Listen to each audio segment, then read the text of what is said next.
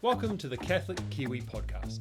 In these episodes, we're going to be exploring interesting stories about faith, mission, and ministry from interesting Catholics, both those who live here and those who are visitors to these shores.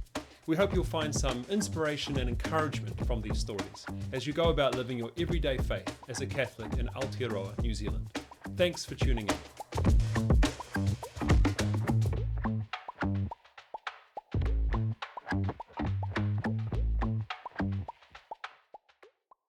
My guest on this episode is Vicki Surrey, who's the Evangelisation and Discipleship Coordinator at Holy Family Parish in Christchurch West.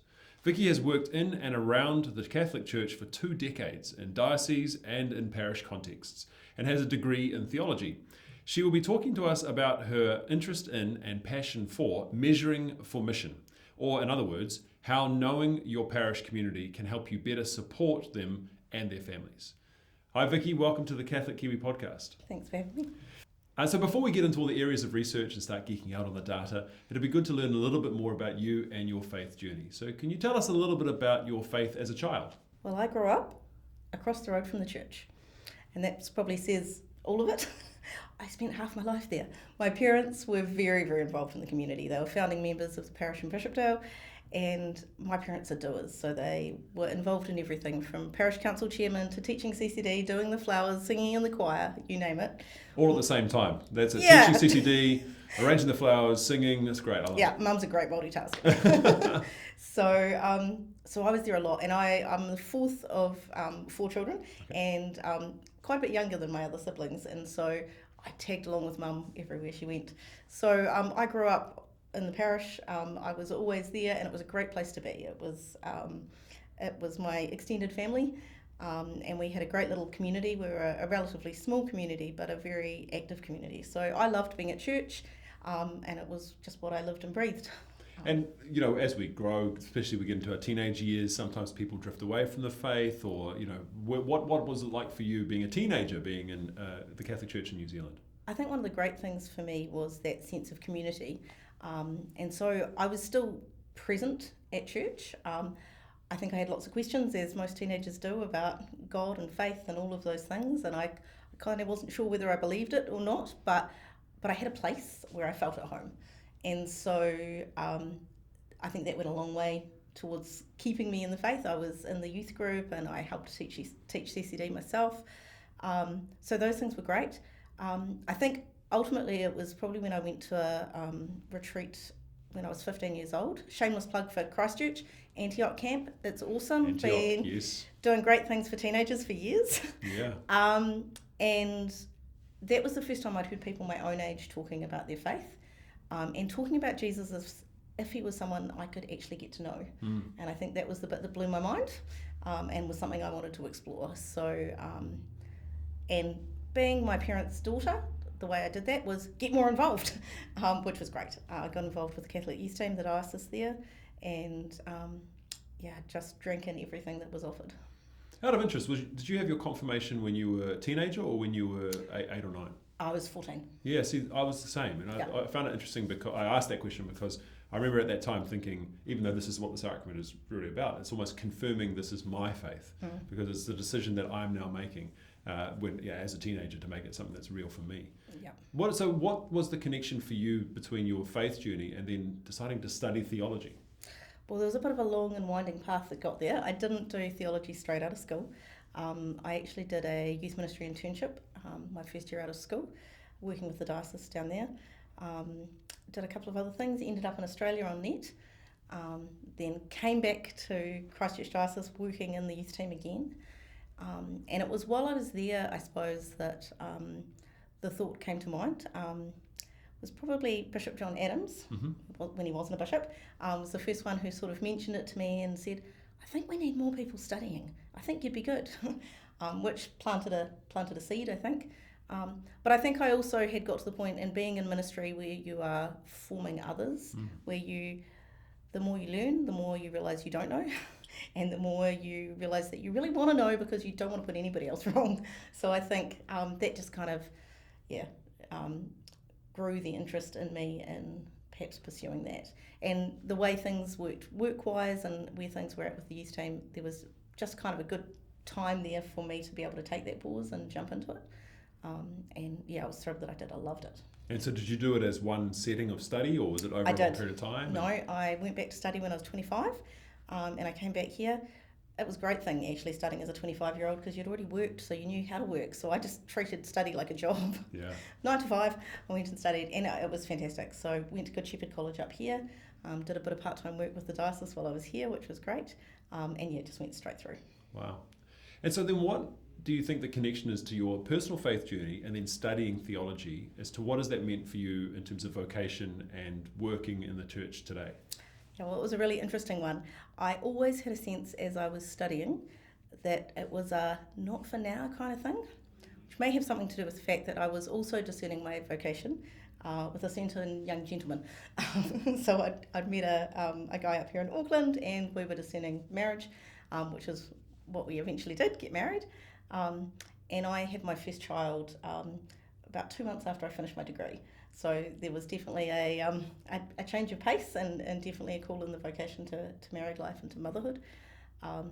And so I was no longer working. I spent 10 years full-time at home with my kids, but stayed very involved I was parish council chairman. I was on we'd moved to Waikato by that stage, so I was on the Diocese Pastoral Council down there and involved in other ways. But yeah, I had always had a sense that there'd be a time when it would become more useful, more fruitful, and I suppose that came when my children were a bit older and I went back to part-time work, by which stage we'd moved to Christchurch and I was in the Christchurch Diocese, and I got back involved again then, first with the Diocese and then the parish. And this is where we pick the story back up in the parish of the Holy Family in Christchurch's West. And how would you, without getting into the research project quite yet, how would you describe the parish without necessarily throwing the facts and figures or spoiling some of what we're about to talk about? How would you describe the parish? Holy Family is a very vibrant parish. We, 5 years ago, were amalgamated from 3 parishes in the west of Christchurch, so Hornby, Saltburn and Riccarton. We are a very diverse parish, so a lot of different ethnicities, and quite a large parish by New Zealand standards. I think we're getting close to 3,000 people attending each week. We have 7 masses, so that's across. So this is the weekend masses? Yeah. Right, so across 3,000? Yeah. Sizable, yes. Yeah. And so what led to the decision by the parish to conduct a survey of the parish? So not long before we amalgamated, Father Michael Trays, the parish priest, and I ended up with a few others in a delegation from Christchurch at a Divine Renovation conference in Sydney. And that was probably where we first heard and had discussion about things such as measuring. And we were, at the time, the year that we were amalgamated was also COVID year. So that made for an interesting year. Also gave us much time to read because we couldn't run a lot of things. So Father Michael Trays and I were devouring all the most recent books on parish renewal and things like that. And there was a bit of a theme there. We were seeing people saying, it's a really good idea to get to know who's actually coming. It helps you make decisions. So, because for those who aren't familiar, Divine Renovation, there's a whole book about it and an approach to looking at parish renewal. And so that was something you found quite a lot of inspiration from? Yeah, absolutely. There are things, there's a lot of really great material in Divine Renovation. We don't do everything Divine Renovation way, but we have certainly gained a lot of insight from the renewal movement there. So that's a renewal movement out of Canada. There's others that have come out of the States. And so, we were just trying to read anything that we could and kind of get a handle on what could we do to bring about this renewal in our place. And that sort of led to this point of wanting to measure, to understand what shape you currently were as a parish? Yeah, one of many things. Obviously, there are a number of other things as well, but certainly it made a lot of sense to Father Michael Trays and myself that we needed to first understand the people we had coming before we could make really good decisions on how to serve them best. And I think that's one of the things Sherry Waddell, I think, points it out in her book, looking at forming intentional disciples, that we've changed so much as a church in the last 50, 100 years, and we have a large number of people in most of our parishes who come in for Mass on Sunday and leave and we never have an opportunity to speak with them. We never have an opportunity to get to know them. And I think the thing that struck me from what Sherry Waddell said is, are these people who've just arrived, or are they 2 steps from leaving? Do you know? And that sort of stuck with me, and I went, yeah, we kind of need to know our people better. That's how we're going to serve them.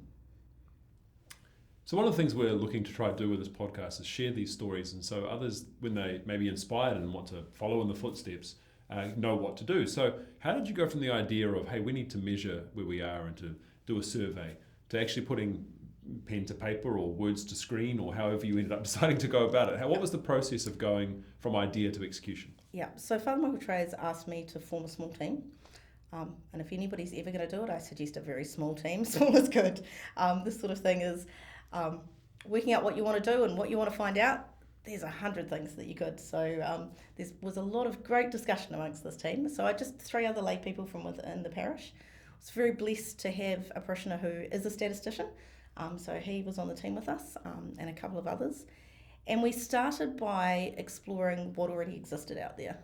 So there are plenty of existing surveys, companies that offer to do surveys. Probably the gold standard would be the Gallup's Member Engagement 25. That's used extensively in the United States. And we really liked it. We had a copy of the questions that they asked, and we went, yeah, that's kind of the stuff we really want to ask. Unfortunately, then we saw the price tag. And it looked like it was going to be over $10,000 at that point. Wow. Which was outside of our realm. So that one sort of got put to the side.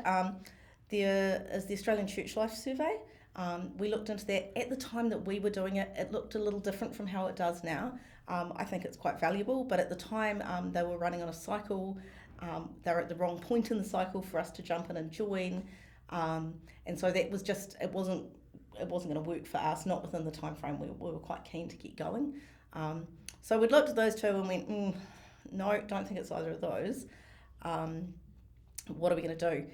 And so we threw around this idea of creating our own, which we liked the idea that we could personalise it and include the things that were of interest to us. But I've done a little bit of postgrad study in organisational management and change, and one of the things that we talked about surveying and collecting data, and designing a good survey is actually a skill. Yes, it is. And so I was really keen not to just jump in and sort of do a bit of a hash of it. And so talked with Father Michael Trays, and when I was living in Hamilton, had met a woman named Natalie Richards who owns her own research company, Versus Research. And so I said, could I have a chat with her and see what it would mean to engage her to help us to create this. So that's in fact what we did in the end. We engaged Versus to help us design the survey to start with, and that was invaluable. We had plenty of ideas about what we wanted to know, but being able to phrase those in a way that people could understand it, to phrase it in a way that if 10 people answered the question, they were all getting at the same bit of information. Those things are really quite complex, and Natalie was such a help in helping us get that right. So with a lot of inspiration from the ME25, we put together our own survey. I think ours is 26 questions. And as I say, small team is good because there was much discussion over many months trying to put that together. But I think the result has been really great. So Natalie helped us put that survey together, and then we needed to deliver it. And one of the big questions we were asking ourselves was how to do that. Of course, we're all on about efficiency now, and so the first response, what we all went was, let's do a Survey Monkey, which would be great, right? Because people self-input the data, and then it beautifully self-populates spreadsheets, and then you can manipulate the data. It's great. But we had a sneaking suspicion that was not going to get us a good hit rate because, of course, in order to get that survey out, we had to have people's email addresses. So for a start, we were only going to get the people who were on the parish database. Right. And then even of those people, I think SurveyMonkey has something around a 20% hit rate if you send a whole bunch out. And we wanted a lot more than 20%. For us, probably the key was trying to understand those people that we don't know. So the 20% of people who are super involved, we actually know them really well. We know their names, we know their children, we know their life history, because they're at things all the time. We really wanted to know those people who were less engaged. And so we decided the only way we were going to be able to do that was to do a survey in mass on paper. Okay. And did you have a target of how many you wanted to get as a percentage as a response? Well, I mean, we'd love 100, but Sure. we were realistic. But we certainly wanted something well over 60% because we really felt that top end was where we needed to understand people. So we decided to commit to that. And of course, the difficulty with a paper survey is then that's got to be taken from the paper and inputted. So it was a bit of a process, but we did it with all volunteers.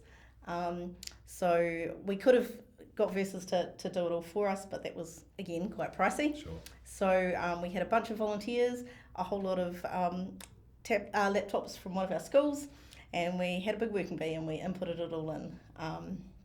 It was labour intensive, but well worth it. Our first survey, we had a 78% response. 78? Yep, and our second survey, 76%. I mean, that's amazing. I mean, coming in from a corporate world, to get in those kind of hit rates would be unheard of for any kind of engagement surveys. And your first survey was in 2022? Yes. And so was there anything what struck you in terms of the findings? You know, you were trying to find out about things you didn't know. Yep. So what were the things that struck you about the findings from that survey? Well, in reality, there were so many things that we didn't know. We didn't even really know who our population was. So part of, we were looking at engagement, but one of the big parts to understanding your population is just some of your basic demographics.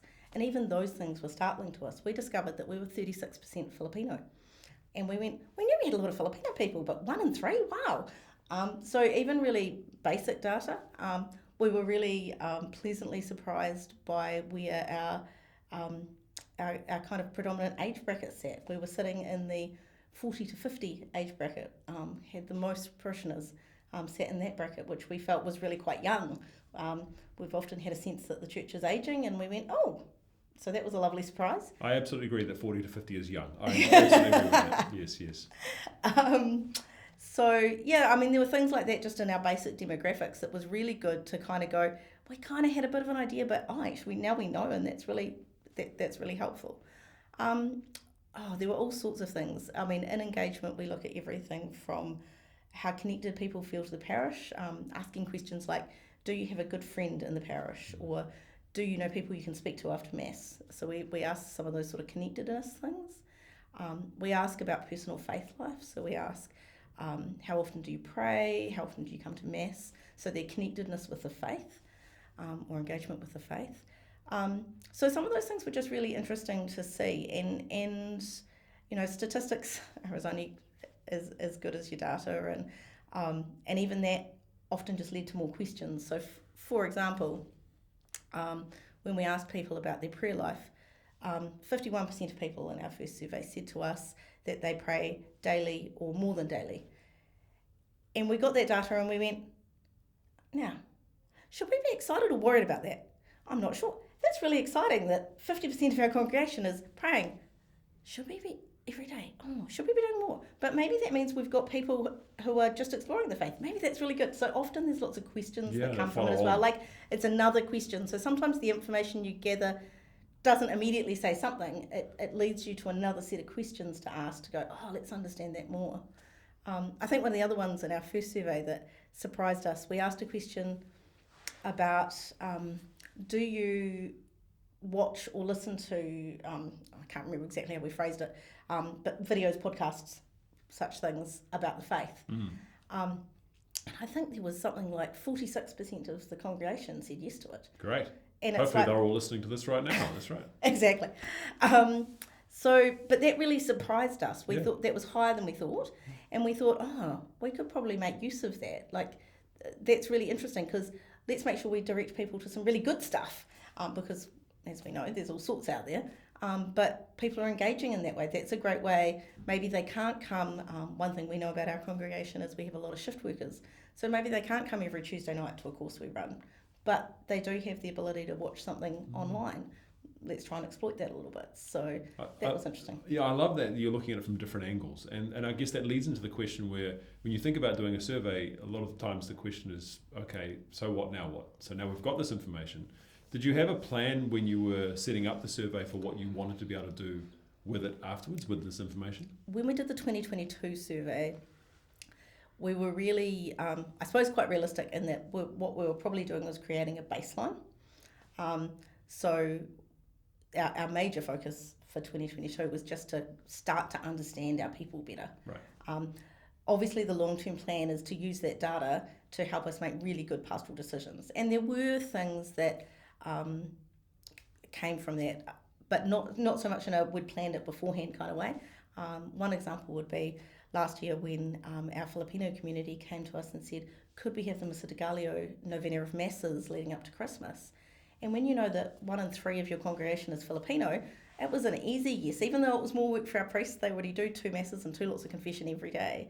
Of course we'd say yes, because it was a real, there was an ability there to serve, to nurture faith for a big chunk of our congregation. So some of the things kind of came from it, not so much because we'd planned it as such, but as we've gone, now we know this. Another one would be, we're talking about the digital media, our children's coordinator runs our sacramental programs. Now, when she sends home the homework for the children, also adds a slide at the end for the grown-ups and directs them to a short video or podcast that might build their faith in the same area that their children are learning that week. So kind of trying to make use of some of the information that we've gained. I love that you were responding to what you were finding and also adjusting your strategies as you went. I think that sometimes assuming a foregone conclusion is just painting that bias straight into the data is not always a good idea. And no. Adapting as you were finding out more insights about the parish is really interesting. You then conducted your second survey in 2024. We did. What did you change about your approach when you did the second survey, if anything? Well, the first thing was a parish priest came to me and said, I don't want to spend $5,000. So I said, do you think we can do it ourselves? So we did take the step of moving to doing it ourselves. Now, one of the things, and Natalie Richards, who helped us out the first time around, was very gracious in working with us, very understanding. She's a Catholic herself and wanted whatever we created to be of use to the community. So she made sure that we owned all the intellectual property. So that was all ours to use. So, yep, we took the bull by the horns and said, we'll do it ourselves. There was quite a lot of work in that. We had to, there'd been some learnings from the time before. So things like the survey format wasn't so easy for some people to use. So we reformatted that. So that was a bit of a process in that. We did, however, keep pretty much all the same questions. And that was our whole purpose is we want to do this year on, well, we're going to do it every 2 years. But we want to use the same questions so that we can make some comparisons. There were 2 slight changes to that. One, we had some massive growth. So from 2022 to our 2024 survey, we'd had a 70% increase in parishioners. And we wanted to know where were they coming from and understand that piece. What was really interesting was we actually had 2 churches either side of our parish closed due to earthquake problems. And we'd sort of made a bit of an assumption that actually maybe a lot of our growth had come from there. So we specifically put in the survey a question, so we'd already asked how long have you been in the parish? So second time around we said, if you've been here less than 2 years, where have you come from? And we actually found out that only 6% of those people who had come in the last 2 years had come from those other churches that had closed down. In fact, the majority of our people had come from overseas. Okay. And you probably would have presumed that wouldn't have been the case. You would have thought there was more from those other parishes? Definitely would have thought there was more than that. We knew that we did have a large immigrant population, but at the same time, definitely would have thought. So, yeah, an assumption we would have made proved not to be correct. So we changed that one question, and I think there were just a couple of other tweaks. A lot of our questions are very, what I tend to say, behaviour-based. So we actually ask about actual behaviours that people have, actual things that people have done. So we would say, in the last month, have you been a part of a parish Bible study or something like that? And that particular one, we decided, I think we'd said in the last 3 months, and we decided to extend that out to a year because we thought, hey, if adults chose to do a formation program once a year, we'd be really stoked by that. That would be a good kind of goal. So we thought, well, we shouldn't be asking over 3 months then, because they might have done it earlier in the year and then they can't tick the box. So we made that tweak. But that's basically it. We keep the questions the same so that we could then make comparisons in the data. So you've recently published the 2024 report, and because the data set was mostly the same, were you able to look at the two and compare and say, well, that's interesting, that's shifted quite a bit, or we did something different and it's had an impact? I mean, were there things like that you were able to see? So one of the slight difficulties with it for us was that 70% growth. So we went from 1,300 people answering out, at Mass at our first time we surveyed, to 2,300. So we had a lot of new people. That's huge growth. And a lot of new data. And so it was hard to then pick out, did things we do make a difference, because there was so much data from new parishioners. So you're almost re-baselining again. We were. However, there are some things that we can pick from it, and we certainly have done some of the comparisons. One of the ones I think we were really pleased about was we have this connectedness measure that's where people report how connected they feel with friends and things like that. And what was great was we were actually almost at the same percentage for so we put it in 3 categories: high connectivity, moderate connectivity, or low connectivity. And our high connectivity was sitting in the same percentages, even though we'd grown by 1,000 people. So of those people who'd come in the last 2 years, 30% of them were already saying that they felt highly connected. And so we were thrilled by that, because that was clear for us that was actually some of our strategies around bringing our parish community together and making those connections were working. Other things were more difficult because it was hard to see if particular programs or things that we'd done, because with this huge influx, it kind of changed the figures up a little bit for us. So as you look to the future, has the 2024 results made the parish start to have conversations about what you might do differently for the next couple of years before the 2026 survey or whenever the next survey will be? They roll around really quick. Yeah. I think one of the things, so we have in our parish a leadership forum. Our leadership forum is a group of about 70 leaders from within the parish, from various different groups and communities, ministries that are run in the parish. So the first place we actually took the results was to sit down with them and say, hey, this is what's coming out in the results. What do you make of that? And they were really interesting conversations.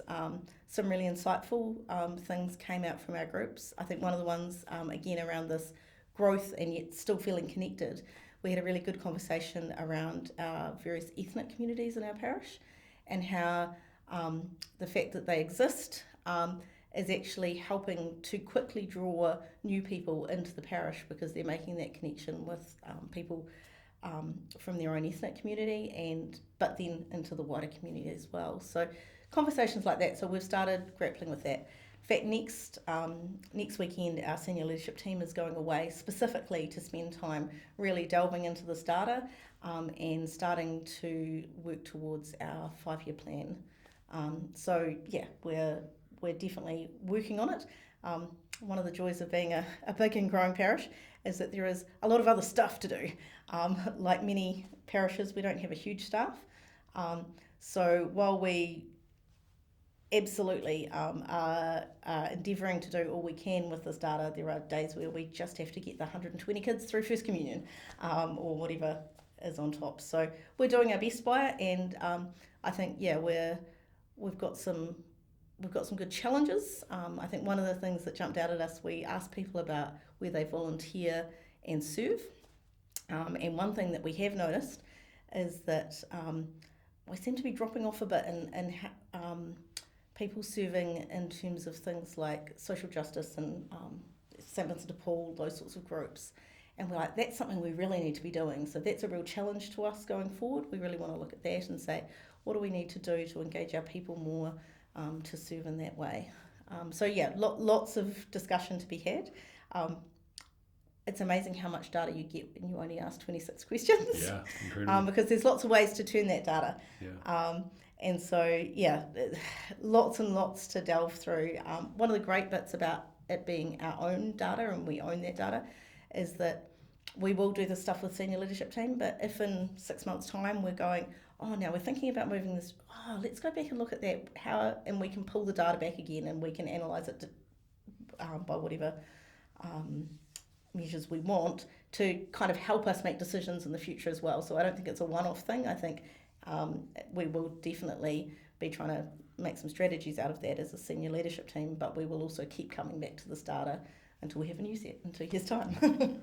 So if there's a parish leader or a priest or even a bishop who's listening to this, a couple of questions to sort of close out. Why, if they haven't already picked up, why should they be trying to find out more about their parish, and where would you encourage them to start as a first step? I think the why is really about that need to know. There's that terrible saying about if you make an assumption, you make an ass out of you and me. And I think it's so true that we make too many assumptions and then we don't serve people well. By really taking some time to understand our people, that's where we're really going to be able to serve because we understand their needs. And the church has changed so much in the last 50 years. The assumptions that we made 10, 20, 30 years ago, we can't keep running off those assumptions. We actually need new data. So absolutely would encourage anybody to take the time to do this. And we gather data in lots of different ways. One of the things we do in our parish now is just take a mass count once a month. And for us that's really important because our congregation size has been changing. But that's another measure, and that's a relatively simple one. So it might be a whole engagement survey, or it might be just making sure you keep track of how many people are coming to your programs. That's a really good start in comparing that year on year and saying, what does that mean? But definitely worth exploring, and the member engagement for us has been really valuable. We're really starting to feel like we're getting to know our people better, and only just getting, because that's one very basic measure. There's a lot of qualitative stuff we need to do as well. Excellent. In terms of how to get started, I think I'd recommend the same thing. Grab 2 or 3 lay people around you, especially if you can find some people who've got some skills in this area, maybe do something along this line for work. Grab those people together and start talking about what you want, and start having a look round at what is out there and what might serve your parish.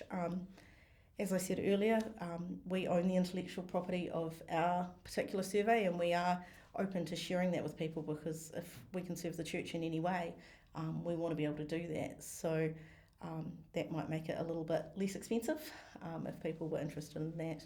But get some people together, have a chat about what you want to do, and look at what's out there.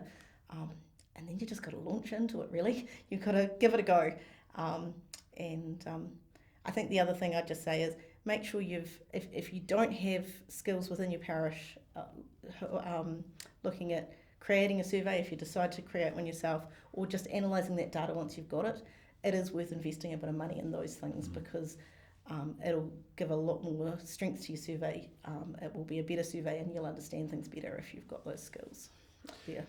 And to sort of round out our chat, it's good to be talking about getting to know your parish better. Let's get to know you a little bit better with our lightning round that we ask all of our guests. So you ready for that? Sure. Here we go. Who's your favourite saint? Saint Therese. Which one? Saint Therese of Lisieux. Okay. Named my first daughter after her, and I think she got to my heart when I was a teenager, and I read some of her struggles with other sisters in the convent, and I went, oh, so you can be Christian and be really annoyed at people. There's a challenge to get better, but I'm like, oh, okay, and you were a saint. I think that just resonated as a teenager. And then certainly as a mum, she's great for, living holiness in small everyday ways. Wonderful. What's a quirky Catholic habit that you secretly, or maybe not so secretly, love? A quirky Catholic habit? Probably I don't seem that quirky to me because I've lived and breathed it all my life. But one thing actually my husband brought to our family was blessing yourself when you go past a church. And the kids were like, why are you doing that, Dad? And now it's kind of part of what we do. That is great. And what is a song or hymn that really stirs your Catholic sentiments? I think I'd have to say the Magnificat. And it's because I'm blessed to work in a parish with a religious order of priests, the Brothers of St. John. And whenever we are together at the end of the day and we end in prayer, they will always sing we will sing together the Magnificat. And I think that there's something truly beautiful about that. And I don't know, it just seems the right way to end the day. What a great way to end this episode as well, Vicki. Vicki, we're very blessed to have had you on this podcast. Thank you so much for spending time and sharing some of the insights you've gained through the journey of understanding your own parish. And we hope that this serves as inspiration for you out there if you're interested to explore this a bit further. We will put some more information in the show notes.